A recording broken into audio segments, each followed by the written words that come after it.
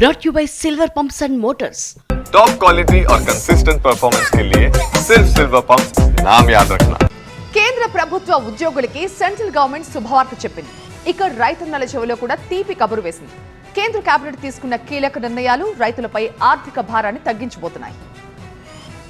కేంద్ర ప్రభుత్వ ఉద్యోగులకు 2% డిఏ పెంపునకు కేంద్ర మంత్రివర్గం ఆమోదం తెలిపింది. దీంతో ప్రస్తుతం ఉన్న డిఆర్ఎస్ అలవెన్స్ 53% నుంచి 55%కి పెరిగినట్లయింది. 2% డిఏ పెంపు ద్వారా 48.56 లక్షల మంది కేంద్ర ప్రభుత్వ ఉద్యోగులకు 66.55 లక్షల మంది పెన్షనర్స్ కు లాభం చేకూరనుంది. తాజా కేబినెట్ నిర్ణయంతో కేంద్ర ప్రభుత్వంపై 6,614 కోట్ల భారం పడనుండగా పెరిగిన డిఏ జనవరి 2025 నుంచి అమల్లోకి రానుంది. చివరిగా గతేడాది జులైలో డిఏను 50% నుంచి 53%కి పెంచారు.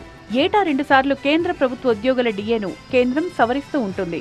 పెరుగుతున్న ధరలకు పరిహారంగా ఉద్యోగులు పెన్షనర్స్ కు డిఏ అందజేస్తారు. एम्प्लॉयज और पेंशनर्स के लिए डीए और डीएनएस रिलीफ को 53% से बढ़ा के 55% किया गया है with effect from 1/1/25. This will be a very big help for all the employees in the government and the pensioners. ఇక రైతులపై భారం తగ్గించేందుకు పోషక ఆధారిత ఎరువులపై కేంద్రం సబ్సిడీ ఇస్తోంది. అయితే ఈ ఏడాది ఖరీఫ్ సీజన్లో పోషక ఆధారిత P&K ఎరువులకు 37,216 కోట్ల సబ్సిడీ మంజూరు చేసింది.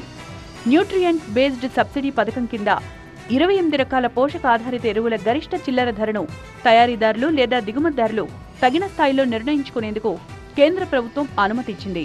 కోవిడ్ వచ్చినప్పటి నుంచి అంతర్జాతీయ మార్కెట్లో డీఏపీ ధరలు బాగా పెరిగాయి. రైతుల ప్రయోజనాలను కాపాడేందుకు ధరల అస్థిరతను తగ్గించేందుకు డీఏపీ గరిష్ట చిల్లర ధర 50 కిలోల బ్యాగ్కు 1350కు కేంద్రం పరిమితం చేసింది. నాన్ సెమీ కండక్టర్ ఎలక్ట్రానిక్ విడి విభాగాల తయారీని ఉత్పత్తి ఆధారిత ప్రోత్సాహకాల పథకం PLI కిందకు తీసుకొచ్చారు. దానికోసం 6 ఏళ్లకు గాను 22,919 కోట్లు వెచ్చించనున్నారు. దీనివల్ల సుమారు 59,350 కోట్ల పెట్టుబడులు రానున్నాయని మంత్రి తెలిపారు.